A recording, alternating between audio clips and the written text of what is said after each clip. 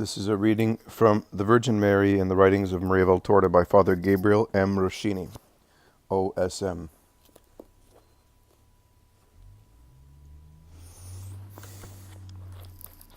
Mary associated with Christ at the end and climax of his redemptive life, the Passion. The 3 years of his public ministry having come to an end, Jesus began the preparatory phase for his Passion. 1 month before Passover, Lazarus rode a carriage to Nazareth to take Mary and the women disciples of Galilee. He took them to James's house in Ephraim. That is where Jesus was staying with his apostles. The Blessed Virgin was sad. Jesus' hour was coming. Mary, speaking to Maria Valtorta, I can say I don't have a son anymore, because he belongs to God and to his mission. Poema 8, page 258-59. They set out for Bethany, Ibid 344 FF, where Jesus' redemptive passion would begin. Jesus addressed all of us in the following dictation to the seer. When you think about Mary, I would like you all to meditate on her agony. It lasted 33 years and climaxed at the foot of the cross. She went through that for you. For you, the crowd laughed at her, thinking that she was the mother of a madman.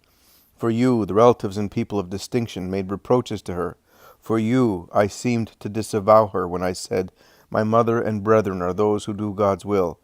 However, no one outdid her in doing God's will, a formidable will that imposed on her the torment of watching her son being tortured. For you, she wore herself out, meeting me here and there. For you, her sacrifices, beginning with leaving her home to mingle with the crowds, going so far as leaving her native land for the hustle and bustle of Jerusalem. For you, she put up with Judas, who was a brooding treason in his heart. For you, she grieved when I was accused of being a heretic, or possessed by the devil. Yes, all that for you. You do not realize how much I loved my mother.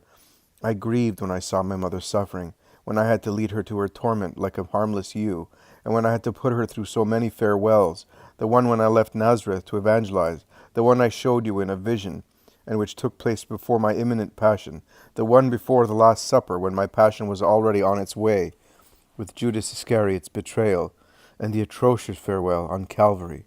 Poema 9, pages 16-17. Moreover, Jesus said, my mother's mental sufferings and mine were closely related. They were meshed together. They were intertwined, like lianas in the jungle. Lianas are so tangled up that you cannot separate them to cut them one by one to get through. You must cut them all in one swing of a machete, or take blood vessels. You cannot deprive only one of them of its blood, because more blood would flow in from the others. Better yet, take a child in the mother's womb. If the mother dies, the child dies too, because what makes him a complete being that can live is the mother's life, warmth, and food, pulsing in her bloodstream with every heartbeat, and entering the unborn child through his membranes. You all feel sorry for a mother whose child is destined to die because of an incurable disease, or for a mother whose son is to be put to death by the harshness of human justice. But think about my mother. From the moment she conceived me, she quivered, realizing that I would be the condemned one. Think about my mother. The first time she kissed my tender, pink, newborn baby, she was aware of my future wounds. Think about my mother. She would have given her own life, not 10, not 100, but 1,000 times, to prevent me from becoming an adult and having to be immolated. Think about my mother. In order to accept the Lord's will for his glory and out of goodness for humanity, she had to desire that dreadful hour she knew about. I tell you, no other agony has ever lasted that long. No other agony has ever ended in as great a sorrow as my mother's. Ibid, page 20-21. When Jesus bid Lazarus farewell 5 days before his death on the cross, Jesus told him one thing. My mother, oh, how it grieves me to talk about her. My mother already is very much anguished. She could even die of exhaustion. She has been dying for 33 years. Now her whole being is but a wound. She is like the victim of a horrible torture. I swear to you that I have struggled. I was torn between my mind and my heart, between love and reason, to decide if it was right to keep her away, to send her back home. At home, she always thinks about God's love, who made her a mother. She can taste the flavor of God's fiery kiss. She rejoices when she remembers that ecstasy. With the eyes of her soul, she always sees the very air of her home being stirred by the wings of luminous angels. The news of my death would reach Galilee not long before I could tell her, Mother, I have overcome. But I can't do it. I cannot. Poor Jesus will bear the sins of the world. I will need comfort, and my mother will give it to me. The world is so wretched that it needs two victims. This is because the man sinned with the woman, so the woman must redeem as the man redeems. Until the hour comes, I keep reassuring my mother with my smile. She is quaking. I know. She can sense the torment drawing near. I know. She turns away from it out of a natural repulsion and a holy love. I look away from death too, because I am a living one who must die. But woe if she knew that in 5 days she would not survive till then. But I want her alive, to draw my strength from her lips, just as I drew life from her womb. God wants her on my Calvary, to mingle the water of her virginal tears with the wine of divine blood, and to celebrate the first Mass. Do you know what the Mass will be? No, you don't. There is no way you could have known. It will be my death, forever applied to the human race, whether alive or in purgatory. Footnote 92. Mass, as defined by the Council of Trent, is a sacrifice. It was instituted on that 1. That bloody sacrifice, once to be completed on the cross, might be represented. 2. And the memory of it remain even to the end of the world. 1 Corinthians 11, verse 23 ff. 3. And its saving grace be applied to the remission of those which we daily commit. Not only the sins of the faithful living, but also of the dead in Christ, not yet fully purged. Session 22, chapters 1 and 2. See Denzinger, Schonmetzer, number 1740 and 1743. English translation. Denzinger, The Sources of Catholic Dogma. London, Herder, circa 1957, number 938 and 940, pages 288 to 290. Don't weep, Lazarus. She is strong. She does not weep. She wept all her life as a mother. Now she does not weep any more. She has crucified her smile on her face.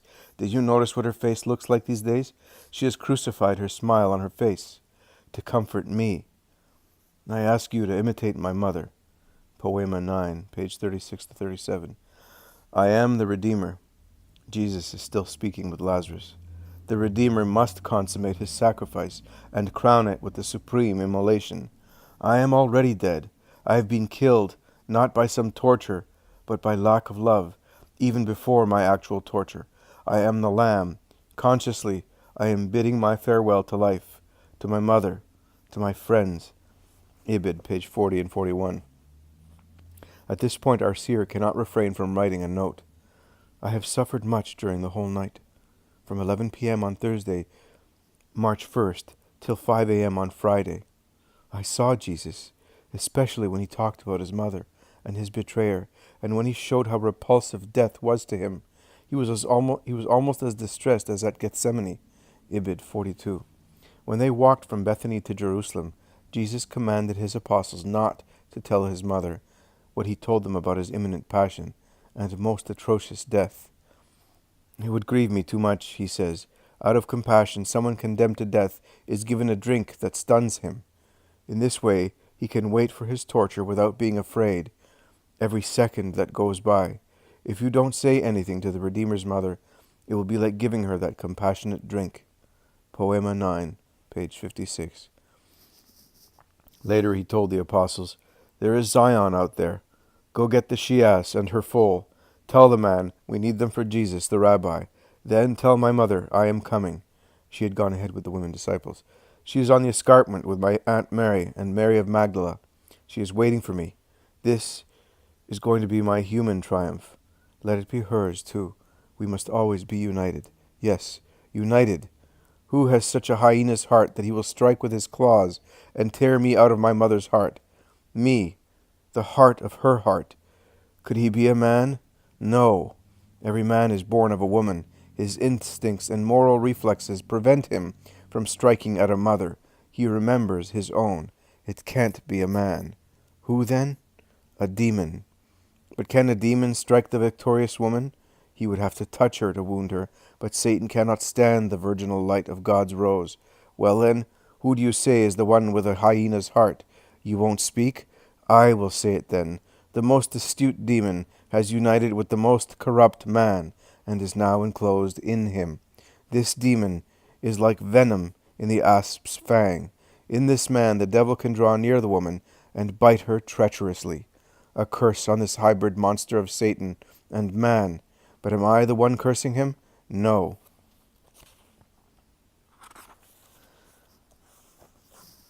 That's not the way the Redeemer speaks. No one has greater love than I do. Ibid 60-61. The apostles are frightened.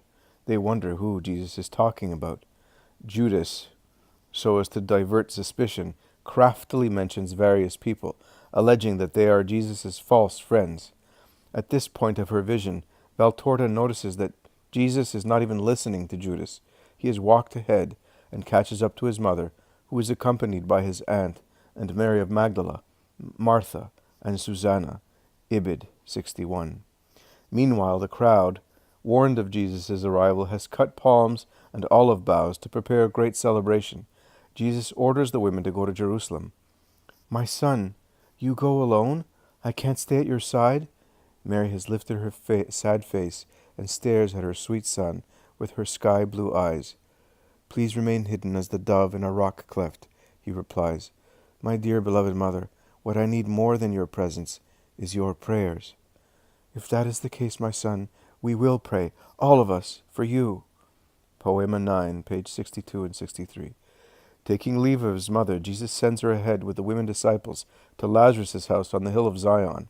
From there, they would have a good view of his triumphal entry into Jerusalem. Ibid 63. Jesus is riding among the crowd's enthusiastic hosannas when he reaches a street going up Mount Moriah to the temple. He sees the house that Mary and the pious women are in. Jesus smiles at his mother and continues. Ibid 73. Upon entering the temple, he drives out the desecrators. He then brings his apostles to the Galileans' field, which is on the Mount of Olives, near Bethany. On the following day, it was a Monday, Jesus went to the city early in the morning. He entered the house on the hill of Zion where his mother was. He told her of young Annalea's death that occurred during his entrance. She died out of the joy of love. I was told when I was on the ascent to the temple, come with me, mother, to comfort a mother who is holding in her arms her daughter who died of supernatural joy. Our first virgin, the one who went to your house in Nazareth to see me and ask me this joy. Ibid 87. They go to Annalea's mother's house and try to comfort her. She turns to Mary, however, and tells her for one thing. You don't know how much I'm suffering. You're enjoying your son's triumph, and he's strong and healthy at your side. Why didn't he come back? What did she do? What did I do to displease him? Since he wasn't moved by my prayer. Mary replies to her, Eliza, don't say that. Grief is making you deaf and blind. Eliza, you have no idea how much I suffer. You don't know what my suffering will be. You don't know that my suffering will be a deep ocean. You saw Annalea die peacefully. She was sweet and beautiful in death. She died in your arms. But I have been contemplating my child for over 30 years. I see beyond the smooth, pure flesh that I caress and contemplate. I can see the wounds of the man of sorrows that he is to be. You say I don't know what it's like to see a child die twice, or to see a daughter die and enter her peace. But do you know what it is like for a mother to picture such a violent death for so many years? Here's my son, already dressed in red. He looks as if he just came out of a tub of blood. Footnote 94. Mary's allegory was based on fact.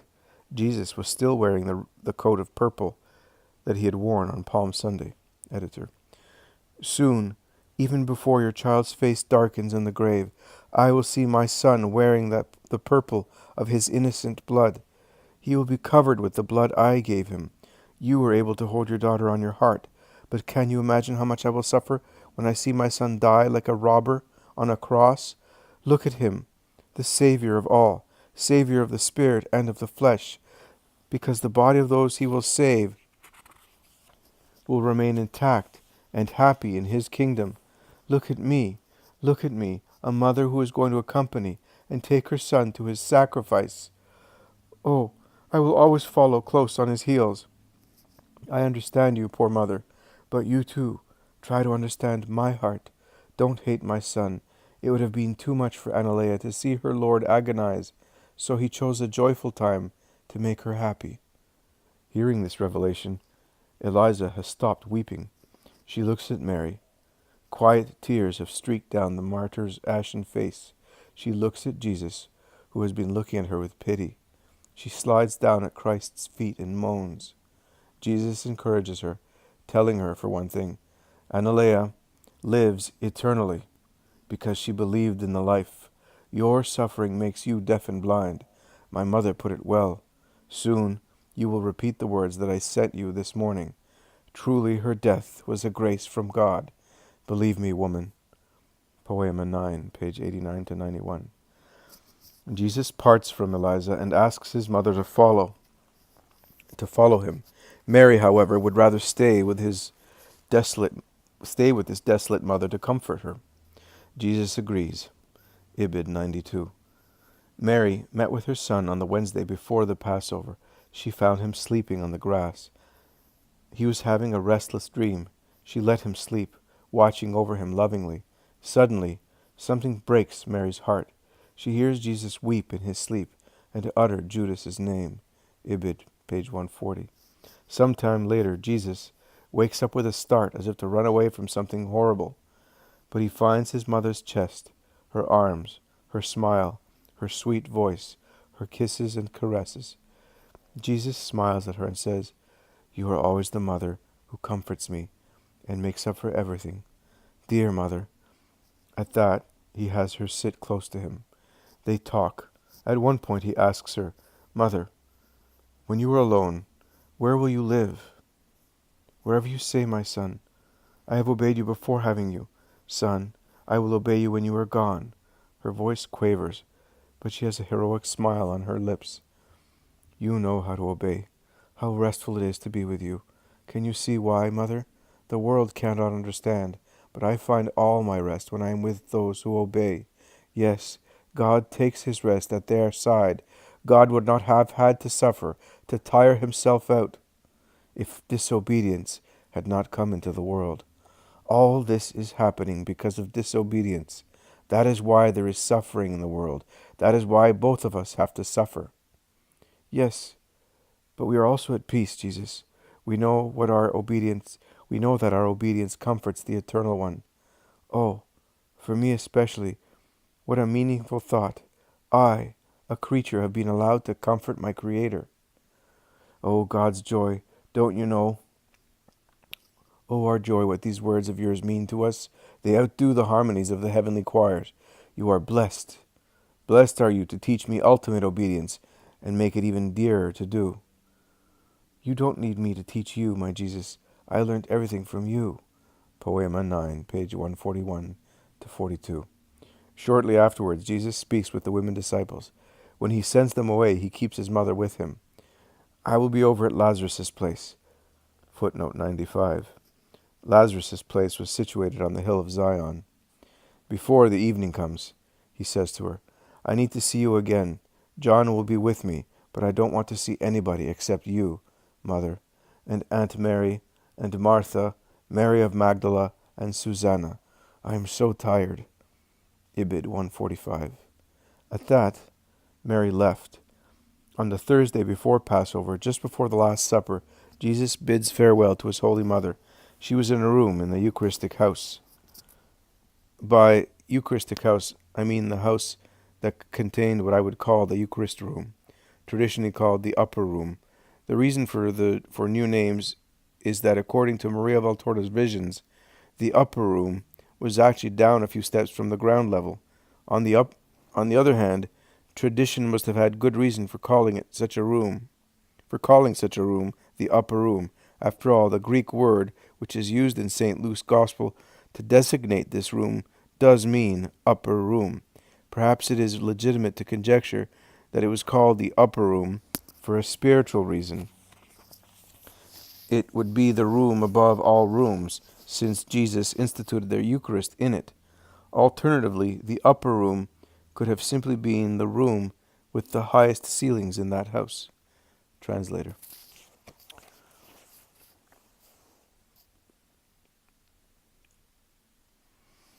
She was in a room in the Eucharistic House with, I will be over at Lazarus' palace before the evening comes, he says to her.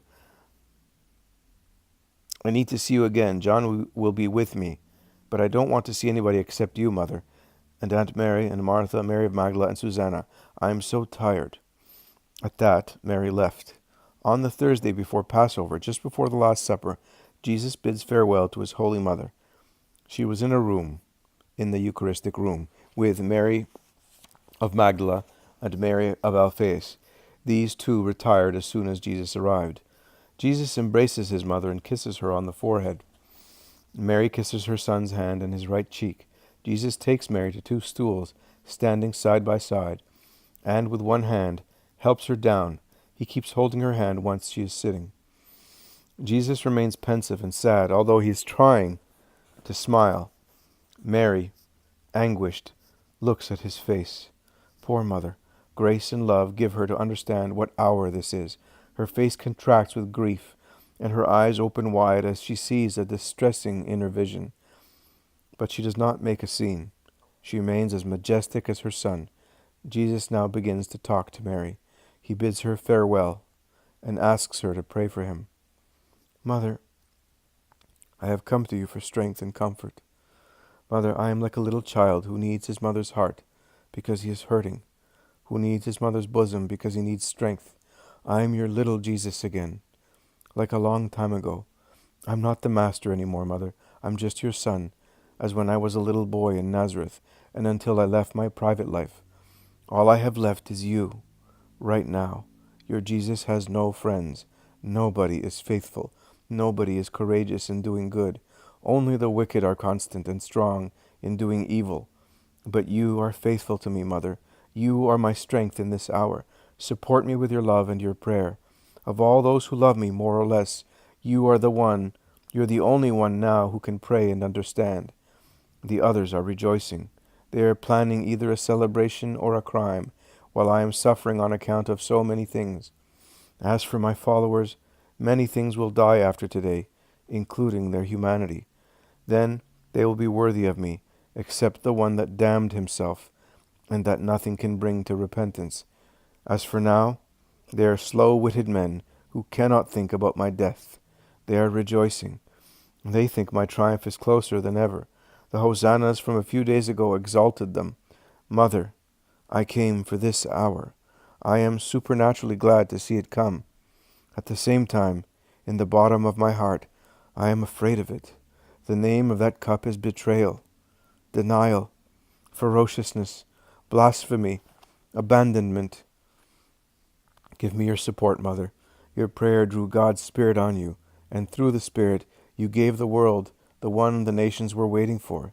Now, draw upon me, your Son, the strength that will help me to do the work I came for. Mother, farewell. Bless me, Mother. You can even bless me in the Father's name. Forgive everyone. Let us forgive those who torture us. Let us forgive them right now, together. While he was speaking, Jesus slid down to his knees at his mother's feet. He is now looking at her, holding her by the waist. Mary weeps silently. Her face is slightly turned upwards as she prays to God inwardly. Tears roll down on her pale cheeks and fall on her chest and on Jesus' head. In the end, Jesus leans his head on her heart. Mary puts her hand on his head as if to bless him. She bows to kiss his hair and caress it. She caresses his shoulders and his arms, takes his face in her hands, and turns it up towards her and presses it on her heart. She is still weeping, and kisses him again and again on the forehead, the cheeks, and the eyes, his sorrowful eyes. She rocks his poor, weary head, as if it were a child. She rocks his head just as she had rocked the divine newborn child in the cave. But she's not singing this time. All she says is, "Son, Son, Jesus, my Jesus," in a voice that rents my heart. Jesus stands up. He straightens out his coat and remains standing in front of his mother. She is still weeping. He now blesses her and walks to the door. Before walking out, he says to her, "Mother, I'll come again before I eat my Passover. Pray and wait for me." At that, he walks out. Poema 9, page 191 to 192. Footnote 97. Maria Valtorta's quaderni contain the following words, Mary speaking. "Before the Last Supper, Jesus came to his dear mother to be comforted. He rested on my heart, as when he was little. He wanted to be saturated with my motherly love, so that he could stand up to the hatred of so many." Quaderni 43, page 636, December the 8th. The sufferings of Maundy Thursday are beginning. After instituting the Eucharist and distributing it to his apostles, Jesus took a piece of consecrated bread and the chalice of consecrated wine and stepped out of the Eucharist room. He went to his mother to give her communion. He returned to the Eucharist room with the empty chalice in his hands. Poema 9, page 213 to 14. He said,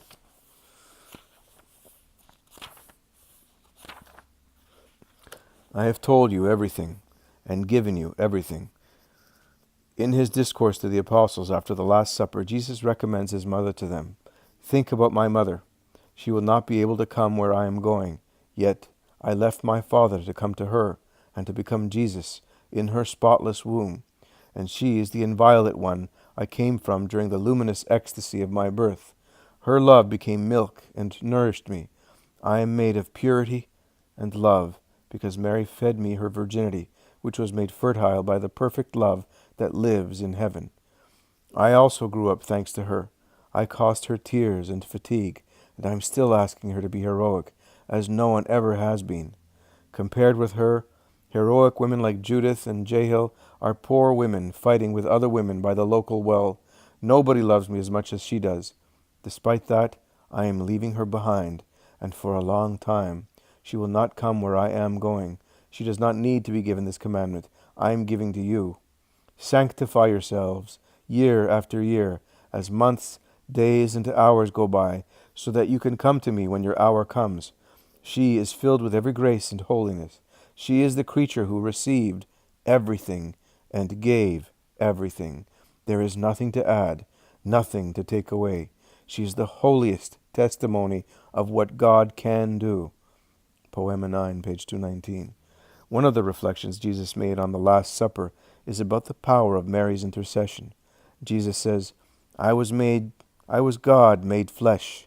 My flesh, so as to remain spotless, controlled the flesh. That is how spiritually strong it was. Yet I did not refuse the help of the full of grace. On the contrary, I asked for it. True, at the hour of expiation, she too would find heaven closed above her head. However, it would not be completely shut, so as to prevent her, the Queen of Angels, from obtaining one angel to comfort her son. Oh, she would not get an angel for herself, poor mother. She, too, tasted the Father's bitter abandonment. By her suffering, offered for the redemption of humanity, she obtained for me the strength to overcome the agony in the Garden of Gethsemane and to undergo the Passion in its harshest form. Each of these forms was destined to wash clean one kind of sin and the means to commit it. Ibid 232. In another reflection, Jesus said, You cannot imagine how it affected me to have to share the ritual cup with Judas, the traitor, and put my lips where he had put his, and to have my mother do the same. Ibid 233. Jesus went to Gethsemane, and his terrible agony began. At one point he saw a few flowers growing in a crag of the rock. He was resting his arms on. They looked like small lilies and reminded him of his dear mother. He speaks to them. You are pure. You comfort me. In my mother's little grotto there were some little flowers like this. And she liked them. She would say, When I was little, My father used to say, you're a little lily, filled to the brim with heavenly dew. My dear mother, oh, mother. He bursts into tears. I can see and hear him weeping. His head is resting on his clasped hands, and he is nearly sitting on his heels. He is wringing his hands and twisting his fingers. I hear him say, in Bethlehem too. And I brought them to you, mother. But who will ever give you these? Then he begins to pray and meditate again. He is gesturing towards Jerusalem. Again he lifts his arms up to heaven, as though asking for help. He takes his coat off as if he was too warm. He looks at it, but what can he see? His eyes can see nothing but his torture, and everything increases his torment, even his coat, woven by his mother. He kisses it and says, sorry, mother, sorry. He seems to say it to the very fabric that his loving mother spun and wove. He puts it on again. He is in great torment. Poema 9, page 248 to 49. Jesus moans with the sighs and rattles of a dying man. No, nothing. Go away. The Father's will. That's all. My only Lord is the most holy God. My only law is obedience. My only love is redemption. No, I don't have a mother anymore. I don't have a life ahead of me. You are tempting me in vain, devil. With my mother, my life. My mother is humanity, and I love her so much that I will die for her. Ibid 251. Soon afterwards, Jesus is arrested. He undergoes various trials and is, in the end, condemned to the cross. Judas's encounter with Mary after her son was condemned is tragic. He is walking about, highly agitated, out of his mind, shouting, blood, blood. From time to time, he steps in front of the Eucharistic House. The house is shut up as though it were abandoned. Judas stops and looks at it. His mother, he whispers, his mother. He is uncertain. I have a mother too, and I killed a mother's son. But I want to go in to see that room. There's no blood there. He bangs at the door once more, and again. The lady of the house opens the door just a little, just a crack.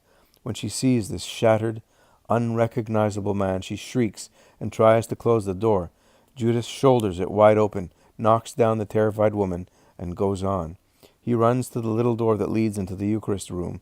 He opens it and goes in. Judas walks to the table. He looks for wine in the amphora. There is some. He lifts the amphora with both hands and drinks greedily. He stands up. He looks possessed. Now the cup fascinates him.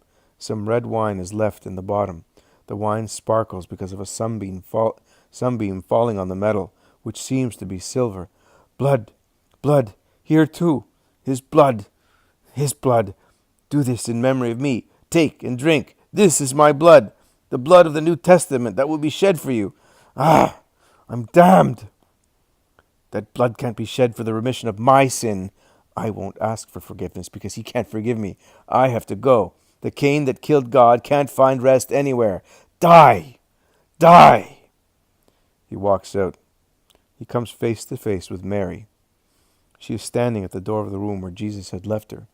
She heard something and came out, hoping to see John, perhaps, who has been gone for several hours. She's as pale as a corpse. Suffering makes her eyes look even more like her son's. Judas meets her glance. Mary is looking at him with the same expression Jesus had when he met Judas on the road, a pleading, grieving, fully aware expression. Judas is frightened. He says, "Oh," and leans against the wall. "Judas," Mary says, "Judas, what have you come to do?" The same words as Jesus. She speaks them lovingly and sorrowfully. Judas recognizes the words and howls. "Judas," Mary's voice is a quavering caress. "What have you done? Have you responded to so much love with betrayal?" Judas runs away. Mary calls him in a voice that should have converted a demon. "Judas, Judas, stop, stop, listen. I tell you in his name, repent, Judas. He forgives." But Judas is gone. Mary's voice and attitude have been Judas's finishing stroke, because he resisted her grace. He is running at top speed. He meets John, who is running to the house to get Mary. Jesus has been sentenced and is about to leave for Calvary. It is high time for the mother to be brought to her son. John recognizes Judas, even though there is nothing left of his recent handsome countenance. "You here?" John says to him with obvious disgust, "You here? A curse on you, you murderer of the Son of God. The Master's been sentenced. Gloat if you dare, but get out of my way. I'm going to get the mother, your other victim. I don't want her to meet you, you lowlife." Judas runs away. He has wrapped his head with the shreds of his coat. He has left no more than a slit for his eyes. The few people who are not at Pilate's palace avoid Judas as if he were a madman. That is exactly what he looks like. At that, Judas went and hanged himself.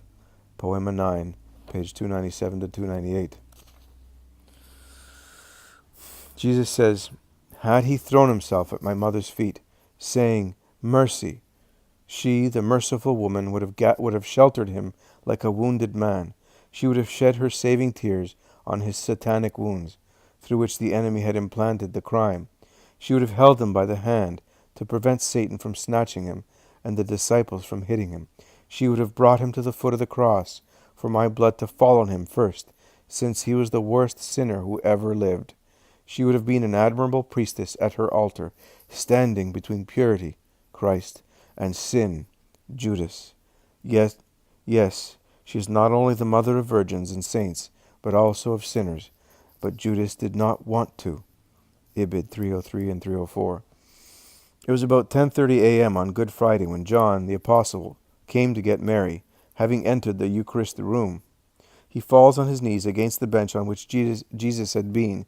He weeps, calling him sorrowfully, "Oh, God Most High, help me. Help me to tell his mother. I don't have the heart to, but I have to tell her. I have to, because I am the only one that didn't run away." Poema 9, page 317. Then, with an incredible effort, he goes to Mary's room and opens the door. He is standing in front of her.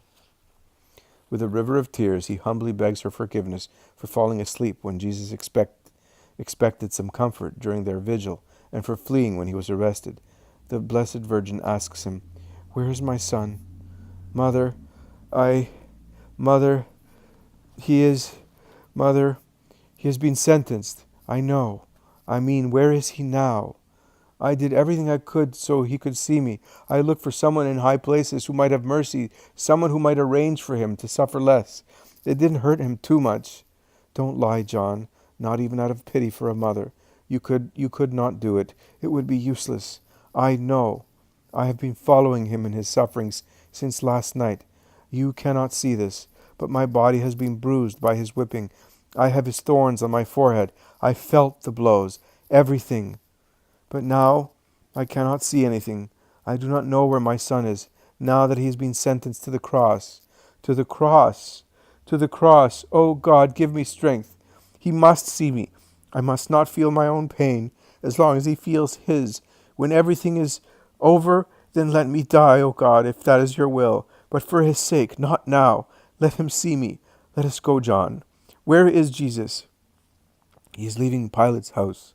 That hubbub is the crowd shouting around him. He's tied, waiting for the cross on the steps of Pilate's palace, or else he is already on his way to Golgotha. John, go tell your mother and the other women. Then we will go. Take this cup, this bread, these pieces of linen. Put them here. They will comfort us later. Let us go. John picks those objects off the floor and goes out to call the women. Mary waits for him. She brushes the pieces of linen on her face, as though she was trying to find her son's hands. Caresses. She kisses the cup and the bread and puts everything on a shelf. Then she wraps herself tightly in her coat, pulling it down to her eyes over the veil that covers her head and wrapping it around her neck. She's not crying, but she is trembling. She seems to be short of breath, since she is gasping with her mouth open. John walks in with the women in tears behind him. "My daughters, be quiet. Help me not to cry. Let us go." At this, she leans on John, who guides her and gives her support as if she were blind. Ibid, page 319 to 320. On the way to Calvary, Mary, John, and the pious women meet Jesus. He cries, "Mother." Since the beginning of his torments, that is the first word he says that betrays his suffering. Mary staggers a little and puts her hand on her heart as if she had been stabbed. Controlling herself, she walks faster towards her wounded son, with her arms outstretched. She cries out, "Son," in such a voice that only someone with a hyena's heart would not be heartbroken by such grief. Mary cannot embrace her child. She holds back, since even the lightest caress would torture his wounded body. Two anguished souls kiss one another. That is all. Poema 9, 336-37. Meanwhile, a large crowd was scoffing at Jesus' mother, braving the insults of a crowd of cannibals. She then takes a shortcut to the hilltop, where a roaring mob is assembled. Longinus orders the troops to evacuate them. The executioners get their tools ready and finish emptying the holes. Meanwhile, the condemned wait in the middle of the square, and the judges, kitty-corner from Mary, and the other women insult the condemned. They even insult Jesus' mother. Death to the Galileans! Death to the Galileans! Damned Galileans! Death to the Galilean blasphemer! Nailed to the cross that womb that bore him, too! Away with the vipers that beget demons! Let her die! Weed Israel from women united with the devil! Longinus has come off his horse. He turns round and sees the mother. He gives orders to stop all that racket. Everything is ready on the hilltop. The condemned are called up. Jesus once again walks by his mother. She moans and tries to muffle her voice, covering her mouth with her coat. The judges, seeing that, laugh and poke fun. John, the meek John, who has an arm around Mary's shoulders to steady her, turns round with a fierce look. His eyes seem almost phosphorescent. If he did not have to protect the women, I think that he would grab one of those cowards by the throat. As soon as the condemned have walked up to the deadly platform, soldiers encompass the little square on three sides. No one goes on the fourth side, since it is an overhang. The Centurion orders the man from Cyrene to go away. He leaves reluctantly. I would say that he does this out of love, not cruelty. This must be the case, since he joins the Galileans and, together with them, puts up with the insults that the crowd lavishes on these few people who remain faithful to Christ.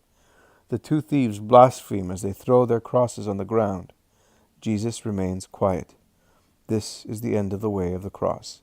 Poema 9, page 340.